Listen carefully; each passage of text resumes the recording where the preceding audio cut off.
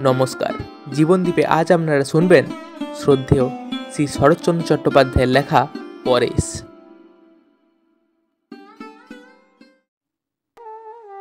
মজুমদার বংশ বড় বংশ, গ্রামের মধ্যে তাহাদের ভারী সম্মান।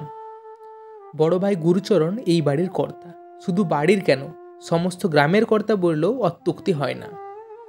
বড়লোক আরও ছিল, কিন্তু এতখানি শ্রদ্ধা বা ভক্তির পাত্র শ্রীকুঞ্জপুরে আর কেহ ছিল না। জীবনে বড় চাকরি কখনো করে নাই।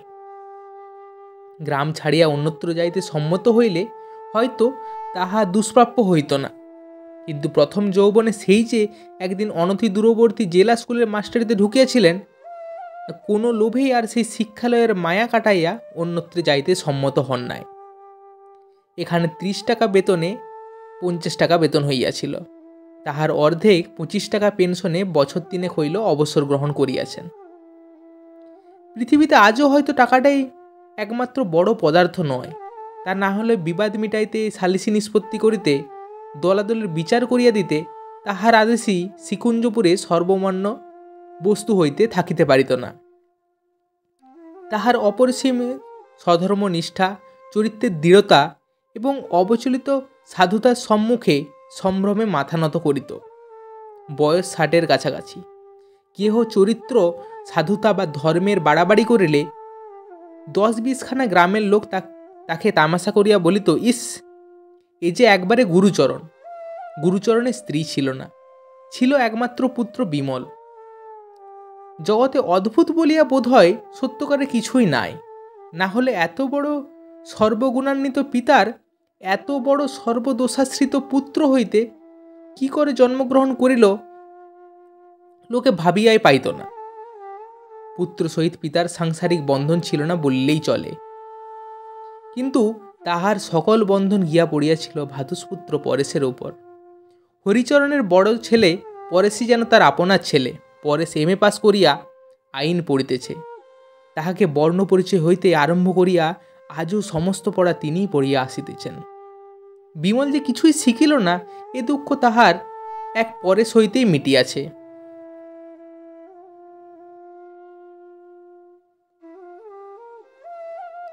ছোট ভাই হরিচরণ এতদিন বিদেশে সামান্য চাকরি করিতেছিল। হঠাৎ লড়াইয়ের পর কি জানি কেমন করিয়া সে বড়লোক হইয়া চাকরি ছাড়িয়া বাড়ি চলিয়া আসিল। লোককে চড়া সুদে ধার দিতে লাগিল। স্ত্রীর নামে একটা বাগান খরিদ করিয়া ফেলিল এবং 2-একটা কি কাজ করিল, যাহাতে তার টাকার গন্ধ 7-5 খানা গ্রামে লোকের নাকে পৌঁছতে বিলম্ব হইল না। একদিন হরিচরণ আসিয়া সবিনয়ে কহিল, দাদা, অনেকদিন ধরে আপনাকে একটা কথা বলবো বলে ভাবছি। গুরুচরণ কহিল, বেশ, বলো। হরিচরণ ইতস্তত করিয়া বলিল, আপনি একলা, আর কত পারবেন, বয়সও হলো। গুরুচরণ কহিল, হলো বই কি, 60 চলছে। হরিচরণ কহিল, তাই বলছিলাম, আমি তো এখন বাড়িতেই রইলাম, বিষয় আশয়গুলো সব এলোমেলো হয়ে রয়েছে, একটি চিহ্নিত করে নিই যদি আমি। গুরুচরণ ক্ষণকাল ভাইয়ের মুখের প্রতি চাহিয়া থাকিল, কহিল, বিষয় আশয় আমাদের সামান্যই, আর তা তো এলোমেলো হয়ে নেই, কিন্তু তুমি কি পৃথক হবার প্রস্তাব করছো? হরিচরণ লজ্জায় জিভ কাটিয়া কহিল, আগে না না, যেমন আছে যেমন চলছে তেমনই সব থাকবে। শুধু আমাদের যা আছে আমাদের একটু অমনি চিহ্ন দিয়ে নেওয়া আর কি। আর রান্না বান্নাটা বড় ঝঞ্ঝাটের ব্যাপার, সমস্ত একই থাকবে, তবে ডাল ভাতটা আলাদা আলাদা করে নিলেই, বুঝলেন না? গুরুচরণ বললেন, বুঝেছি বই কি, বেশ, কাল থেকে তাই হবে। হরিচরণ জিজ্ঞাসা করল, চিহ্নটা কিভাবে দেবেন স্থির করেছেন? গুরুচরণ কহিলেন, স্থির করার তো এতদিন আবশ্যক হয়নি, তবে আজ যদি হয়ে থাকে, আমাদের 3 ভাই 3 অংশ সমান ভাগে ভাগ করে নিতেই হবে। হরিচরণ আশ্চর্য হইয়া বলিল, 3 অংশ কিরকম? মেজো বউ তো বিধবা, ছেলেপুলে নেই, তার আবার অংশ কি? 2 ভাগে ভাগ হবে। গুরুচরণ মাথা নাড়িয়া বললেন, না, 3 ভাগ হবে। মেজো বউ মা শ্যামাচরণের বিধবা। যতদিন বেঁচে আছেন তার অংশ তিনি পাবেন। হরিজন রুষ্ট হইলেন, কহিল, আইনে পেতে পারে না, শুধু খেতে পড়তে পারে। গুরুচরণ কহিলেন, সে তো পারেই, কেননা বাড়ির বউ। হরিচরণ কহিল, ধরুন কাল যদি বিক্রি করতে কিংবা বাধা দিতে চাই? গুরুচরণ বললেন, আইনে যদি তাকে সেই অধিকার দেয় তা তিনি করবেন। হরিচরণ মুখ কালো করিয়া বলিল, করবেন বই কি। পরদিন হরিচরণ দড়ি লইয়া ফিতা লইয়া বাড়িময় মাপঝোঁক করিয়া বেড়াইতে লাগিল। গুরুচরণ জিজ্ঞাসাও করিলেন না, বাধাও দিলেন না। দিন 2-3 পরে ইট কাঠ বালি চুন আসিয়া পড়িল। বাড়ির পুরনো ঝি আসিয়া খবর দিল, কাল থেকে রাজমিস্ত্রি লাগবে, ছোটবাবুর পাঁচিল পড়বে। গুরুচরণ সহাস্যে কহিলেন, সে তো দেখতেই পাচ্ছি, বলতে হবে কেন। দিন 5-6 পরে এক সন্ধ্যার পরে দ্বারের বাইরে পদশব্দ শুনিয়া গুরুচরণ মুখ বাড়িয়া দেখিয়া জিজ্ঞাসা করলেন, পঞ্চুর মা কি গা? পঞ্চুর মা বহুদিনের দাসী, সে ইঙ্গিত দেখাইয়া বলিল, মেজ বৌমা দাঁড়িয়ে আছেন বড়বাবু। বড় বউয়ের মৃত্যুর পর হইতে বিধবা ভাতৃবধূই এই সংসারের গৃহিণী। তিনি অন্তরাল হইতেই ভাসুরের সহিত কথা কইতেন। মৃদুকণ্ঠে কইলেন, শ্বশুরের ভিটেতে কি আমার কোনো দাবি দাবা নাই? ছোট বউরা আমাকে অহরহ গালিমন্দ করছে। গুরুচরণ কহিলেন, আছে বউ কি বৌমা, যেমন তাদেরও আছে ঠিক তেমনই তোমারও আছে। পঞ্চুর মা বলিল, কিন্তু এমন ধারা করিলে তো আর বাড়িতে টিকতে পারা যায় না। গুরুচরণ সমস্ত শুনিতেছিলেন। ক্ষণকাল চুপ করিয়া থাকিয়া বলিলেন, পরেশকে আসতে চিঠি লিখে দিয়েছি পঞ্চুর মা, একবার সে এসে পড়লেই সমস্তটা ঠিক হয়ে যাবে। এ কটা দিন তোমরা একটু সহ্য করে থাকো। মেজ বউ ইতস্তত করিয়া কহিল, কিন্তু পরেশ কি? গুরুচরণ বাধা দিয়া কহিলেন, কিন্তু নয় মেজ বৌমা, আমরা পরেশের সম্বন্ধে কিন্তু চলে না। হরি তার বাপ বটে, কিন্তু সে আমারই ছেলে। সমস্ত পৃথিবী যদি একদিকে যায় তবু সে আমারই। তার জ্যাঠামশাই যে কখনো অন্যায় করে না, এই যদি সে না বোঝে তো বৃথায় এতদিন পরের ছেলেকে বুকে করে দিয়ে মানুষ করে নিয়ে এলাম। দাসী কহিল, সে আর বলতে? সে বছর মায়ের অনুগ্রহ না হলে তুমি ছাড়া জমের মুখ থেকে তাকে কে কেড়ে আনতে পারত গো বড়বাবু? তখন কোথায় বা ছোট বাবু? সে কোথায় বা তার সদমা? ভয়ে ভয়ে একবার দেখতে পর্যন্ত এলো না। তখন একলা জ্যাঠামশাই, কি দিন কি বা রাত্রি। মেজ বৌমা বলিলেন, পরেশের নিজের মা বেঁচে থাকলে হয়তো এতখানি করিতে পারিতেন না। গুরুচরণ কুণ্ঠিত হইয়া উঠিলেন, কহিলেন, থাক মা, এ সকল আলোচনা।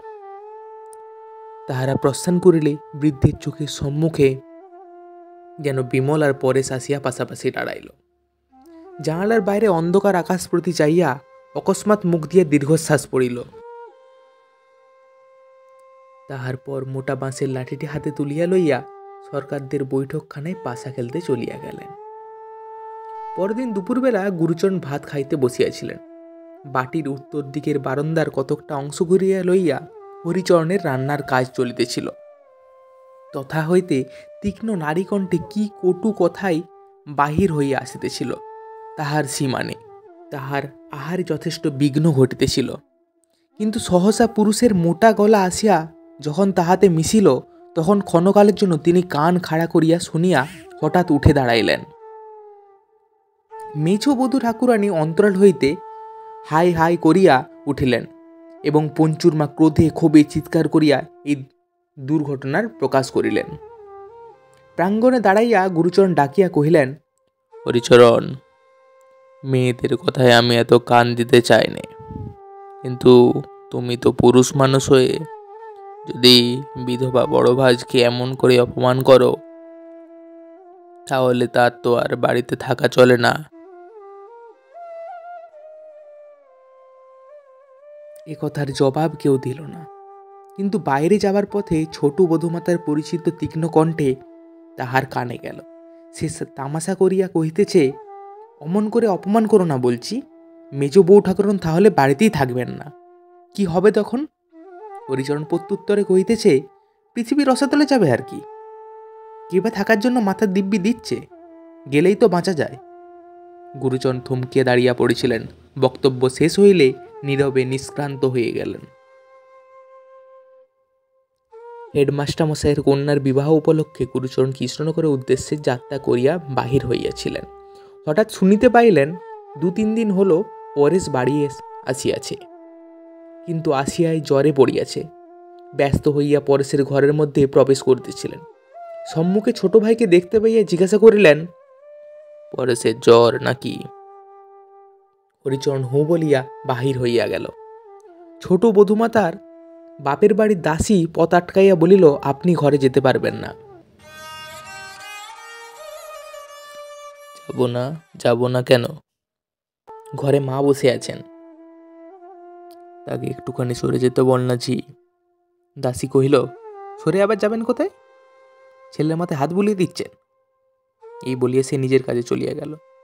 গুরুচরণ আচ্ছন্নের মতো ক্ষণকাল দাঁড়িয়ে থাকিয়া ডাকিয়া বলিলেন, পরেশ, কেমন আছো বাবা? ভিতর হইতে ব্যাকুল প্রশ্নের কোনো সাড়া আসিল না, কিন্তু ঝি কোথা থেকে জবাব দিয়া কহিল, দাদাবাবু জ্বর হয়েছে, শুনতে পেলেন তো? গুরুচরণ স্তব্ধভাবে সেখানেই 2-3 মিনিট দাঁড়িয়ে থাকিয়া আস্তে আস্তে বাহির হইয়া আসিলেন এবং কাহাকেও কোনো কথা না বলিয়া রেলওয়ে স্টেশনের অভিমুখে প্রস্থান করিলেন। সেখানে বিবাহ বাড়িতে আর কেউ তেমন লক্ষ্য করিল না, কিন্তু কাজকর্ম চুকিয়া গেল। তাহার বহুদিনের বন্ধু হেডমাস্টার মশাই আড়ালে ডাকিয়ে জিজ্ঞাসা করিলেন, ব্যাপারটা কি ঘটেছে গুরুচরণ? হরিচরণ নাকি তোমার পেছনে ভারী লেগেছে? গুরুচরণ অন্য মানুষের মতো কহিলেন, কই না তো।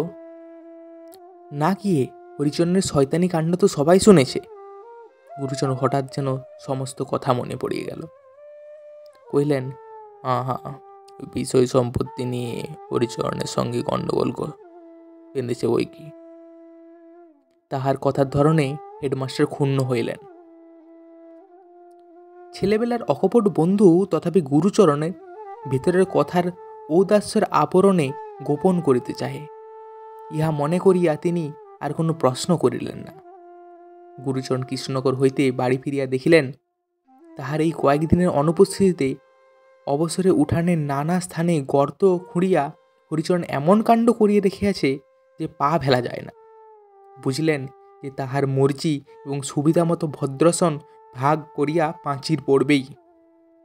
তাহার টাকা আছে, অতএব তাহার কারো মতামতের প্রয়োজন হয় নাই। নিজ ঘরে গিয়া কাপড় ছাড়িতেছিলেন। মেজ বৌমাকে সঙ্গে করিয়া পঞ্চুর মা আসিয়া দাঁড়াইল। গুরুচরণ সংবাদ জিজ্ঞাসা করতে যাইতেই ছিলেন, অকস্মাৎ অস্ফুট আর্তকণ্ঠে কাঁদিয়া মেজ বৌমা কক্ষতলে লুটিয়া পড়িলেন। পঞ্চুর মাও নিজে কাঁদিতে লাগিলেন।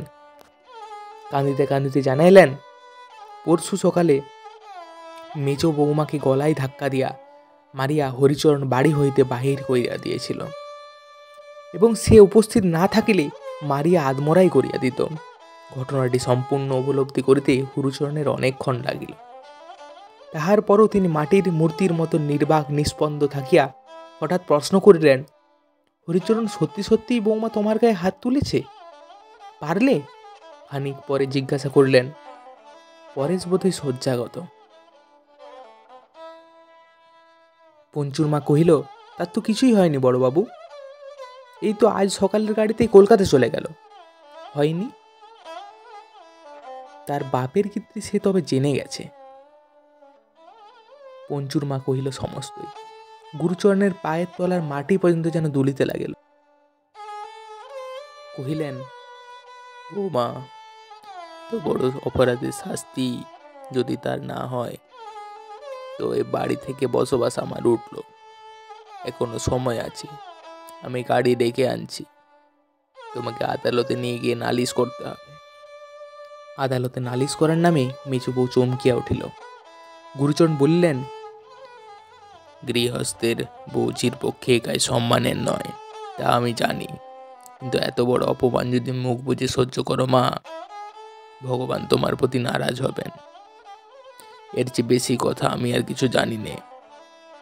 মেজবউ ভূমিশয্যা হইয়া উঠাইয়া দাঁড়িয়ে কহিল, আপনি পিতৃতুল্য, আমাকে যা আদেশ করবেন আমি অসংকোচে পালন করব।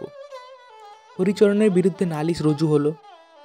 গুরুচরণ তাহার সাবেকি দিনে সোনার চেন বিক্রি করিয়া বড় উকিলের মোটা ফিও দাখিল করিলেন। নির্দিষ্ট দিনে মামলারও ডাক পড়িল। হরিচরণ হাজির হইল, কিন্তু বাদিনীর দেখা নেই। উকিল কি একটা বলিল, হাকিম মকদ্দমা খারিজ করিয়া দিলেন। ভিড়ের মধ্যে গুরুচরণ হঠাৎ চোখে পড়িল পরেশের ওপর। সে তখন মুখ ফিরাইয়া মৃদু মৃদু হাসিতেছে। গুরুচরণের বটি আসিয়া শুনিলেন, বাপের বাড়িতে কাহারও নাকি ভারী অসুখের সংবাদ পাইয়া মেজ বউ স্নানাহারের সময় পাননি। গাড়ি ডাকিয়া সেখানে চলিয়া গেছেন। পঞ্চুর মা হাত মুখ ধোয়ার জল আনিয়া দিয়া হঠাৎ কাঁদিয়া ফেলিয়া বলিল, রাতও মিথ্যে দিনও মিথ্যে বড়বাবু, তুমি আর কোথায় চলে যাও? এই বাপের সংসারে বোধহয় আমার আর জায়গা হবে না। ঢাক আসিল, ঢোল আসিল, কাঁসি আসিল। মামলায় জয়ী হবার উপলক্ষে বাড়িতে শুভচণ্ডীর পূজার বাদ্য ভাণ্ড রবে সমস্ত গ্রাম তোলপাড় হইয়া উঠিবার উপক্রম হইল। দ্বিধা বিভক্ত ভদ্রাসনের এক অংশে রহিল হরিচরণ, আর অপর অংশে রহিলেন গুরুচরণ ও সংসারে বহুদিনের দাসী পঞ্চুর মা। পরদিন সকালে পঞ্চুর মা আসিয়া কহিল, রান্নার সমস্ত জোগাড় করে দিয়েছি বড়বাবু। রান্নার জোগাড়? ও ঠিক, চল যাচ্ছি। এই বলিয়াই গুরুচরণ উঠবার উপক্রম করিতেই দাসী কহিল, কিছু তাড়াতাড়ি নেই বড়বাবু, বেলা হোক না, আপনি বরঞ্চ গঙ্গা স্নান করে আসুন। আচ্ছা তাই যাই, বলিয়া গুরুচরণ নিমেষের মধ্যেই গঙ্গা স্নান যাইবার জন্য প্রস্তুতি নিয়া উঠাইয়া দাঁড়াইলেন। তাহার কাজ ও কথার মধ্যে কিছুই অসঙ্গতি ছিল না, তবুও পঞ্চুর মার কেমন যেন ভারী ভারী ঠেকিল। তাহার কেবলই মনে হইতে লাগল, এই যেন সে বড়বাবু নয়। পঞ্চুর মা বাড়ির ভিতরে আসিয়া চেঁচিয়া বলিতে লাগিল, কখনো ভালো হবে না, কখনো শাস্তি ভগবান দেবেনি। কাহার ভালো হবে না, কাহাকে তিনি শাস্তি দেবেনই দেবেন, ঠিক বোঝা গেল না। কিন্তু ছোটর তরফ থেকে এ লইয়া বিবাদ করিতে সেদিন কেহই উদ্ধত হইল না। এমন করিয়াই দিন কাটিতে লাগিল। গুরুচরণের একমাত্র সন্তান বিমলচন্দ্র যে সুসন্তান নহে, পিতা তাহা ভালো করেই জানিতেন। মাস কয়েক পূর্বের ঘটনা। ঘণ্টা কয়েকের জন্য সে একবার বাড়ি আসিয়াছিল, আর তাহার দেখা নাই। সেবার একটা ব্যাগের মধ্যে সে গোপনে কি কতকগুলা রাখিয়া চলিয়া যায়। চলিয়া গেলে গুরুচরণ পরেশকে ডাকিয়া কহিছিলেন, দেখ তো বাবা, কি আছে ওর মধ্যে। পরেশ পরীক্ষা করিয়া দেখিয়া বলেছিল, কতকগুলো কাগজপত্র, বোধহয় দলিল টলিল হবে। জ্যাঠামশাই এগুলোকে পুড়িয়ে ফেলি? গুরুচরণ বলেছিলেন, যদি দরকারি দলিল হয়। পরেশ কইয়াছিল, দরকারি তো বটেই, কিন্তু বিমলদার পক্ষে বোধহয় অদরকারি। বিপদ কাজ কি ঘরে রেখে? গুরুচরণ আপত্তি করিয়া বলেছিলেন, না জেনে নষ্ট করা যায় না পরেশ, কারো সর্বনাশ হয়ে যেতে পারে। ওগুলো তুই কোথাও রকিয়ে দে গিয়ে বাবা, পরে যা কারো হবে সে নেশে নিয়ে যাবে। এই ঘটনা তার মনে ছিল না। আজ সকালে গঙ্গা স্নান করিয়া আসিয়া রাঁধিতে যাইতেছিলেন। অকস্মাৎ সেই ব্যাগ হাতে পরেশ, হরিচরণ, গ্রামের কয়েকজন ভদ্র ব্যক্তি এবং পুলিশের দারোগা কনস্টেবল দল আসিয়া উপস্থিত হইল। ঘটনাটা সংক্ষেপে এই যে, বিমল ডাকাতির আসামি, সম্প্রতি ফেরার। খবরের কাগজে খবর পাইয়া পরেশ পুলিশের গোচর করিয়াছে। ব্যাগটা এতদিন তাহার কাছেই ছিল। বিমল মন্দ ছেলে, সে মদ খায়, আনুষাঙ্গিক দোষও আছে, কিন্তু কলিকাতায় থাকিয়া কি একটা সামান্য চাকরি করিয়া সে এসব করে। কিন্তু সে যে ডাকাতি করিতে পারে, এ সংশয় পিতার মনে কখনো স্বপ্নেও উদয় হয় না। নির্বিশেষের দৃষ্টিতে পরেশের মুখের প্রতি গুরুচরণ চাহিয়া রহিলেন। তাহার পরে নিষ্প্রভ অপলক দুই চোখের কোণ বাহির হইয়া জল গড়াইয়া পড়িল। বলিলেন, সমস্তই সত্যি, পরেশ একটাও মিছে কথা বলেনি। দারোগা আরো দু তিনটা কথা জিজ্ঞাসা করিয়া তাহাকে ছুটি দিল। যাবার সময় লোকটা হঠাৎ হেট করিয়া গুরুচরণের পায়ের ধুলা লইয়া বলিলেন, আপনি বয়সে বড়, ব্রাহ্মণ, আমার অপরাধ নেবেন না। এত বড় দুঃখের কাজ আমি আর কখনো করিনি। আরও মাস কয়েক পরে খবর আসিল বিমলের 7 বছরের জেল হইয়াছে। আবার ঢাকঢোল কাঁসি সহযোগে শুভচণ্ডীর সমারোহে পূজার আয়োজন হইতেছিল। পরেশ বাধা দিয়ে কহিল, বাবা এসব থাক। কেন? পরেশ কহিল, এ আমি আর সইতে পারবো না। তার বাবা বলিলেন, বেশ তো, সইতে না পারো আজকের দিনটা কলকাতা গিয়ে বেরিয়ে এসো গা। জগৎমাতার পুজোও আছে, ধর্মে কর্মে বাধা দিও না। বলা বাহুল্য, ধর্মে কর্মে বাধা পড়িল না। দিন দোষেক পরে একদিন সকালে গুরুচরণের ঘরের দিকে অকস্মাৎ একটা হাঁকাহাঁকি ও চেঁচামেচি শব্দ উঠিল। খানিক পরে গয়লা মেয়ে কাঁহিতে কাঁহিতে আসিয়া উপস্থিত হইল। তাহার নাক দিয়া রক্ত পড়িতেছে। হরিচরণ ব্যস্ত হইয়া জিজ্ঞাসা করিলেন, রক্ত কিসের মোক্ষদা, ব্যাপার কি? কান্নার শব্দে বাটির সকলেই আসিয়া পৌঁছালেন। দুধে জল দিয়েছি বলে বড়বাবু আমায় লাথি মেরে গর্তে ফেলে দিয়েছেন। হরিচরণ কহিল, কে কে? দাদা? যা। পরেশ বলিল, জ্যাঠামশাই। মিথ্যে কথা। ছোটগিন্নি বলিলেন, বট ঠাকুর মেয়ে মানুষের গায়ে হাত তুলেছে? তুই কি স্বপ্ন দেখছিস গয়লা মেয়ে? সে গায়ের কাদামাটি দেখাইয়া ঠাকুর দেবতার দিব্যি করিয়া বলিল, ঘটনা সত্য। ইনজংশনের কৃপায় প্রাচীর তোলা বন্ধ হয়েছিল বটে, কিন্তু উঠোনের গর্তগুলো ঠিক তেমনই ছিল। বুঝানো হয় নাই। গুরুচরণের লাথি মারায় ইহার মধ্যেই মোক্ষদা পড়িয়া গিয়া আহত হয়েছে। হরিচরণ কহিল, চল আমার সঙ্গে নালিশ করে দিবি। গৃহিণী কহিলেন, কি যে অসম্ভব বলো তুমি, বট ঠাকুর মেয়ে মানুষের গায়ে হাত দেবেন কি? মিছে কথা। পরে স্তব্ধ হইয়া দাঁড়িয়ে রহিল, একটা কথাও বলিল না।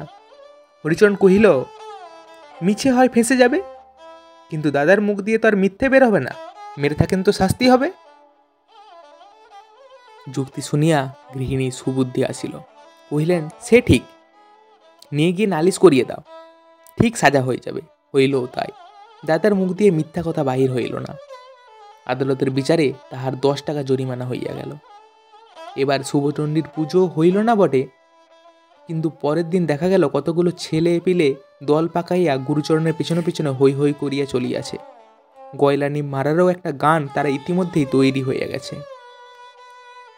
রাত্রি আন্দাজ তখন 8টা হবে। হরিচরণের বৈঠকখানা গুম গুম করিতেছে। গ্রামের মুরব্বীরা আজকাল এখানেই আসিতে আরম্ভ করিয়াছেন। অকস্মাৎ একজন আসিয়া একটা বড় মজার খবর দিল। কামারদের বাড়ির ছেলেরা বিশ্বকর্মা পুজো উপলক্ষে কলকাতা হইতে জন্দুই খ্যামটা আনিয়াছে। তাহারাই নাচের মজলিস বসিয়েছে গুরুচরণ। হরিচরণ হাসিয়া লুটিয়া পড়িয়া গেল, পাগল পাগল। শোন কথা একবার। দাদা গেছে খ্যামটার নাচ দেখতে? কোন গুলির আড্ডা থেকে আসা হচ্ছে অবিনাশ? অবিনাশ মাইরি দিব্যি করিয়া বলিল, সে স্বচক্ষে দেখিয়া আসিয়াছে। একজন ছুটিয়া চলিয়া গেল সঠিক সংবাদ আনিতে। মিনিট দশেক পরে ফিরিয়া আসিয়া জানিল সে খবর সর্বাংশে সত্য। আর শুধু নাচ দেখাই নয়, রুমাল বাঁধিয়া পেলা দিত সে একমাত্র নিজের চোখেই দেখিয়া আসিল। একটা হইচই উঠিল। কেউ বলিল, এমন যে একদিন ঘটবে তাহা জানাই ছিল। কেউ কহিল যে বিনা দোষে স্ত্রীলোকের গায়ে হাত দিয়েছে, সেই দিনই বোঝা গেছে। একজন ছেলের ডাকাতি উল্লেখ করিয়া কহিল, ওই থেকেই তো বোঝা যায় বাপের চরিত্র কেমন হবে। এমন কথা আজ কোনো কথা কহিল না হরিচরণ। সে অন্য মনস্কের মতো চুপ করিয়া বসিয়া রহিল। তাহার কেমন যেন আজকে ছেলেবেলার কথা মনে পড়িতেছে। এ কি তাহার বড়দা? এ কি সেই গুরুচরণ মজুমদার? রাত্রি বোধ হয় 3 প্রহর হইবে। কিন্তু নাচ শেষ হইতে তখনও বিলম্ব আছে। বিশ্বকর্মা পূজার সকলই শেষ হইয়াছে, কিন্তু তাহার জের টানিয়া ভক্তের দল মদ খাইয়া মাংস খাইয়া খ্যামটা নাচাইয়া একটা দুঃখযোগ্য সমাপ্তি করিতেছে। অধিকাংশেরই কাণ্ডজ্ঞান বোধ হয় আর নেই। আর তারই মাঝখানে বসিয়া স্মিত মুখে বৃদ্ধ গুরুচরণ। কি একজন চাদর মুখ ঢাকিয়া ধীরে ধীরে তাহার পিঠের উপর হাত রাখিতেই তিনি চমকাইয়া ফিরিয়া কহিলেন, কে? লোকটি কহিল, আমি পরেশ জ্যাঠামশাই, বাড়ি চলুন। গুরুচরণ বিরক্তি করিলেন না। বাড়ি চলো। উৎসবের মঞ্চে একটা ক্ষীণ আলোক রাস্তায় আসিয়া পড়েছিলেন। সেইখানে আসিয়া পরেশ একদৃষ্টে গুরুচরণের মুখের প্রতি চাহিয়া রহিল। চোখে সেই জ্যোতি নেই, মুখে সেই তেজ নেই, সমস্ত মানুষটা যেন ভূতাবিষ্টের ন্যায়। এতদিন পরে তাহার চোখ দিয়া জল পড়িতে লাগিল, এবং এতদিন পরে আজ তাহার চোখে ঠেকিল লোকের কাছে জ্যাঠামশাইয়েরও জন্য লজ্জা পাইবার কিছু নাই। সে অর্ধ সচেতন দেহ নিয়ে নিজেই অন্তর্নিহিত হয়ে আছেন। কহিল, আপনার কাশি যাবার বড় ইচ্ছে জ্যাঠামশাই, যাবেন? গুরুচরণ কাঙ্গালের মতো বলিয়া উঠিলেন, যাব যাব পরেশ, যাব, কিন্তু কে নিয়ে যাবে আমায়? পরেশ কহিল, আমি নিয়ে যাব জ্যাঠামশাই। তবে চলো একবার বাড়ি থেকে জিনিসপত্র নিয়ে আসি গে। পরেশ কহিল, না জ্যাঠামশাই, ও বাড়িতে আর না, ও আর কিছু চাই নে আমরা। গুরুচরণের হঠাৎ যেন হুঁশ হইল। ক্ষীণকাল নীরব থাকিয়া কহিলেন, কিচ্ছু চাইনি, ও বাড়ির আমার কিচ্ছু চাইনি। পরেশ চোখ মুছিয়া বলিল, না জ্যাঠামশাই, কিচ্ছু চাইনি, ওসব নেবার অনেক লোক আছে, চলুন। চলো কহিয়া গুরুচরণের পরেশের হাত ধরিলেন, এবং জনহীন অন্ধকার পথ ধরিয়া উভয়েই রেল স্টেশনের অভিমুখে অগ্রসর হইয়া গেলেন।